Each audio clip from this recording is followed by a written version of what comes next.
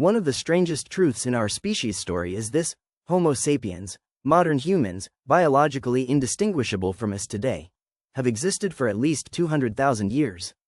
If you brought one of them into the present, gave them a haircut and a hoodie, they could walk through any city without drawing a second glance. But here's the mystery: for most of those 200,000 years, it seems like almost nothing happened.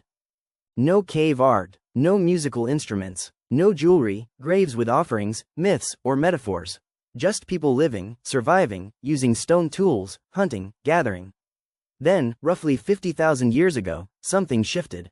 A wave of creativity and symbolic behavior sweeps across the archaeological record. Humans began painting in deep caves, carving beads and figures, crafting tools with precision, and possibly even voyaging across oceans out of sight of land. What caused this explosion of expression? Why the long 150,000-year pause? What finally sparked the shift that scientists now call behavioral modernity? For years, the dominant theory was a tidy one: a single genetic mutation. A switch flipped, rewiring our brains and unlocking language, art, and culture in one dramatic leap. The prime suspect was FOXP2, a gene linked to speech. Mutations in FOXP2 cause speech disorders, and when scientists discovered Neanderthals had the same version as us, the theory started to unravel. If they had it too, then FOXP2 wasn't the magic key. Meanwhile, archaeological discoveries began rewriting the timeline. In Blombos Cave, South Africa, researchers uncovered 100,000-year-old ochre engravings and perforated shell beads, evidence of symbolism and ornamentation.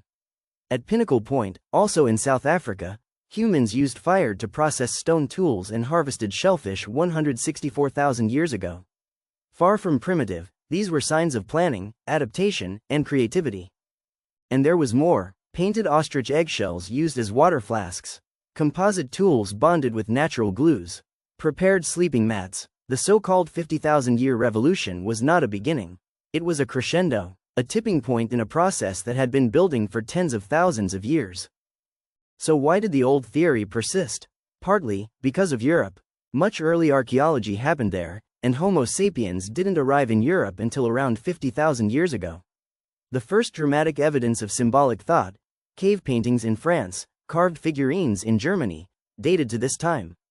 But that was just when culture reached Europe, not when it began. Like thinking a band's first hit single was the first time they picked up a guitar. Even more humbling? We weren't alone. Homo sapiens shared the world with other kinds of humans. Neanderthals in Europe and Asia, Denisovans in Siberia, Homo erectus, with their 2 million-year legacy, and new discoveries, Homo naledi in South Africa, and Homo floresiensis, the tiny, hobbit humans, of Indonesia. These cousins weren't primitive. Neanderthals crafted specialized tools, controlled fire, buried their dead, and may have created cave art. In France's Bruniquel Cave, Neanderthals built ring structures from stalagmites, 210 meters deep in total darkness, 176,000 years ago. That's not instinct, that's planning. Denisovans left behind a bracelet made of polished green chlorite, possibly the oldest known jewelry, with a drilled hole and fine craftsmanship. Homo erectus etched a zigzag pattern onto a shell 500,000 years ago in Indonesia, the earliest known abstract design. And Homo naledi, with brains a third the size of ours, may have deliberately buried their dead. We didn't invent humanity, we inherited it. The question, then, isn't why humans suddenly became creative. It's why culture took off when it did. The answer lies not in intelligence, but in numbers. Ideas die with their inventors unless there's someone around to learn and carry them forward.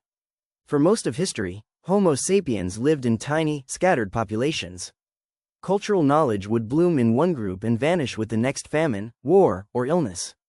Researchers call this cultural drift. Around 60,000 to 50,000 years ago, that changed. Populations grew, climate stabilized, humans clustered near coasts and rivers. More people meant more exchange of ideas, tools, beliefs. Culture began to snowball. That's what sparked the so-called revolution. Not a light switching on, but kindling finally catching fire. Human evolution is not a ladder with us at the top. It's a tangled tree of experiments, failures, and persistence. Neanderthals weren't our inferior predecessors. They were a successful branch adapted to Ice Age Europe. Denisovans gave modern humans genetic tools to thrive in the Himalayas. Homo naledi, with orange-sized brains, may have been engaging in ritual. These weren't evolutionary missteps, they were alternate paths. We carry their traces in our DNA. Europeans and Asians have 1 to 4% Neanderthal ancestry. Melanesians and indigenous Australians carry up to 5% Denisovan genes. This is not trivia, it's our heritage. So, what really happened around 50,000 years ago? Not a miracle mutation, not a sudden leap, but a convergence of capacity and connection. The human mind was already capable of art, belief, and meaning. But only when enough people lived, survived, and remembered together did those sparks become a flame. It's not a story of a chosen species, but of collaboration, continuity, and luck. We are not the climax of evolution, just the branch that endured. And we may not be the last. So the real question isn't what happened. It's, what are we still becoming?